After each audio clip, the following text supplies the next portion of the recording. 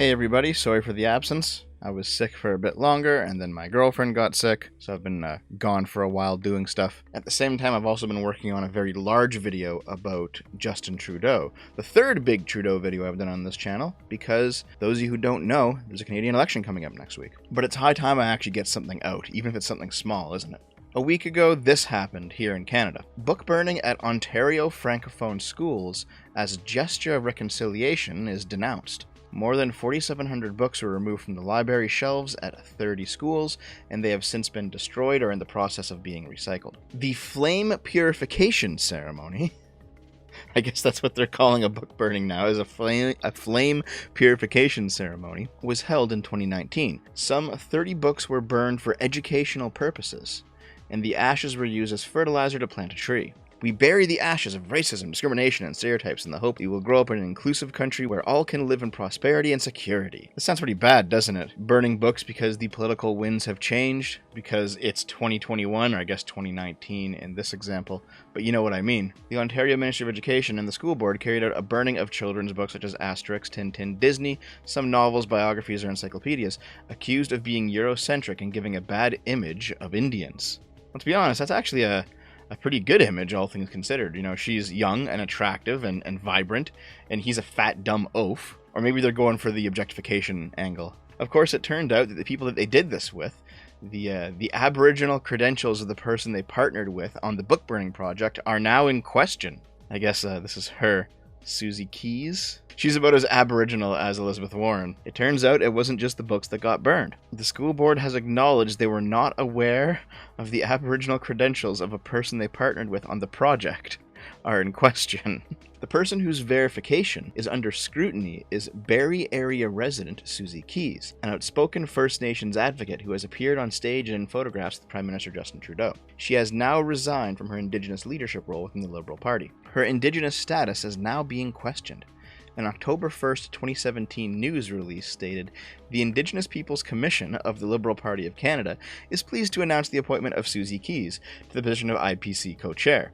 Susie is an urban Indigenous woman of Abenaki and Montagnais." Now, I can't pronounce any of this shit, dude. And in a French interview, she said, "My mother's family is from several communities. On my grandfather's side, it's the Malicite from St. Mary's, New Brunswick, and there are also the Laporte who are Innu. And my grandmother was Abenaki from Odanak." But it turns out that Susie Keys did not actually have legal Indian status under the Indian Act. "We were assured that Susie Keys was of Aboriginal descent. We had asked her directly, she confirmed that she was, and we took her at her word."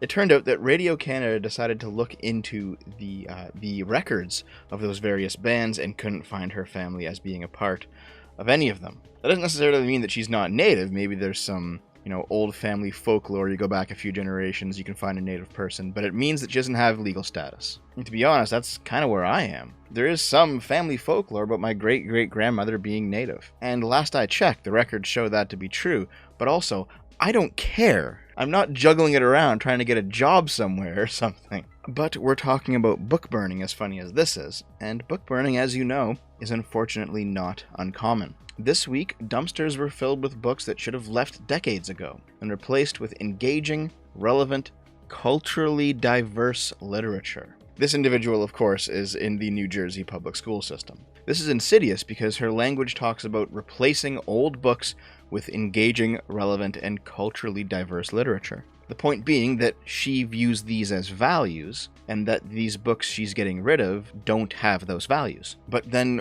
what do you want to do if you want to read books that don't have those values? What if you don't share her values? Or, what if you do share her values, but you want to hear somebody else's opinion? This is the difference between offering an alternate point of view and censoring the ones you don't like. If you put your contradictory ideas out there, other people can examine yours and examine other people's and figure out what they want from themselves. But if you must replace those old ideas, then you are specifically trying to force a monopoly. It's fine for you to not like Andy Ngo, it's fine for you not to want to read his unmasked book. But should somebody be cancelled for praising it? Probably not. Jordan Peterson's new book is being published by Penguin Random House, and the younger staff working for that company are confronting management at a tearful town hall, wanting it cancelled. Several employees cried at the meeting discussing how Peterson's views have negatively impacted their lives. One told me he's an icon of hate speech and transphobia, and the fact that he's an icon of white supremacy. I'm not proud to work for a company that publishes him. The book itself is actually quite tame. Jordan Peterson's never been a Nazi, and every single person online who thinks so is absolutely fucking stupid. There is no excuse for a grown-ass person to break down and cry because a book is being published. There was a big hullabaloo back in March about Dr. Seuss getting cancelled. Remember that? Those really old Dr. Seuss books that had jokes about race that aren't really in line with today's progressive narrative, but were completely fine for the time, to the point that the cancelled books, they actually held a book burning for them. And for those people who still had copies of the books, eBay will not let you sell them on its site, even though, of course, you can still go on eBay, or Amazon for that matter, and buy Mein Kampf. Forgetting, of course, that Dr. Seuss himself was not only a children's book author, but was also a political cartoonist, a progressive one at that. And we cannot talk about modern book burning without talking about J.K. Rowling. I know I'm getting on in years at this point, but I wonder if some of you are old enough to remember back in the late 90s and early 2000s when it was the religious right that would take the Harry Potter books and burn them because they were products of Satan. They talked about black magic and witchcraft, and they were turning people away from Christ. The most well-documented example came out of the book A Universal History of the Destruction of Books, where on page 228 there is a passage dedicated to Harry Potter. The crusade against Harry Potter deserves a chapter of its own, but let us content ourselves with just one example among many of the extremes of emotion aroused by the series. On Sunday, December 30th, 2001, in Alamogordo, New Mexico, a religious community burned hundreds of copies of J.K. Rowling's Harry Potter books. Jack Brock, the leader of the Christ Community Church, explained that his intention was to point out that Harry Potter was not appropriate for youngsters because it inspired them to study witchcraft and magic. The books are an abomination to God and to me, and they're likely to destroy the lives of many young people. Of course, Brock and his flock admitted they never actually read a single Harry Potter book, but they did decide to toss a few Stephen King novels in the fire for good measure. And I recall back in the day making fun of these people for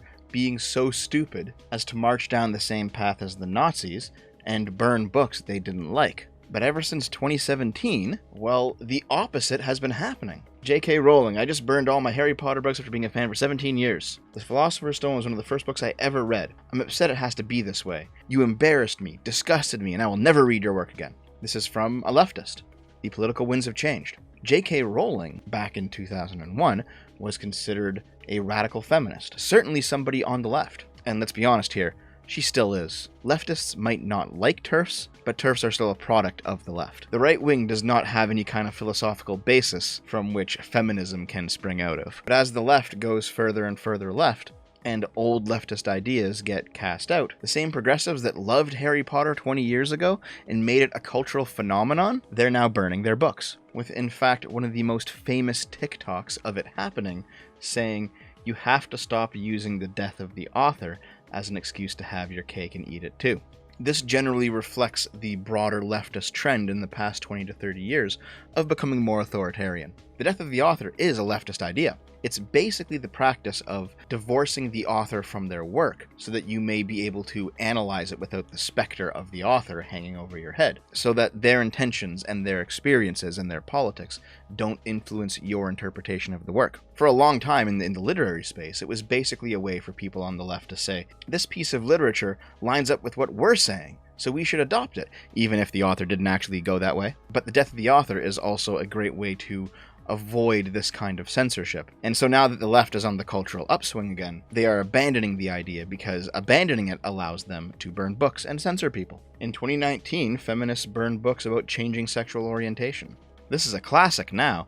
Back in 2014, feminists were burning The War Against Boys. Chinese library officials are burning books that diverge from Communist Party ideology, following in the footsteps of previous socialist regimes. In Raskolnikov's letter to Stalin, he describes the widespread Soviet practice of burning decadent Western books. And the most famous book burners of them all, the Nazis, had a long list of books that needed to be burned. Works of traitors, immigrants, and authors from foreign countries who believe they can attack and denigrate the new Germany.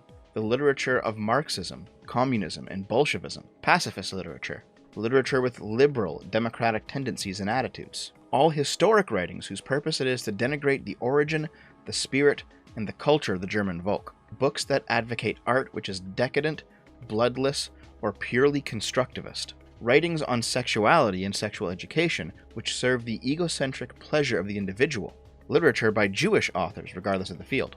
Popular entertainment literature that depicts life and life's goals in a superficial, unrealistic, and sickly sweet manner, based on a bourgeois or upper-class view of life. Pornography and explicit literature.